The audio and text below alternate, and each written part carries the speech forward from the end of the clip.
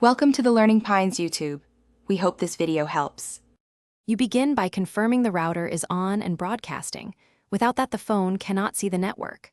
Once done, make sure you have the network password available because it is case sensitive. Now, unlock your Samsung and open Settings, tap Connections, then Wi-Fi. You will see nearby networks populate. If nothing appears, pull down to refresh. This first step gets you into the right menu so you can select your network and start the connection process. You tap the SSID that matches your router, and the device will prompt for authentication. Enter the password slowly and use the Show Password option to verify characters. Typos are the most common failure. Then choose the network profile. Select Private if this is your home network so your phone allows device discovery and backups. Make sure any captive portal prompts, hotel, cafe, complete by opening the browser when requested.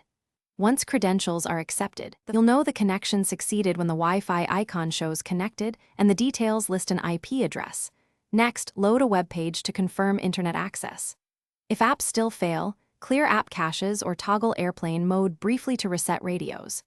As a key troubleshooting tip, restart the router and your Samsung if the device won't obtain an IP. This clears common DHCP or handshake issues.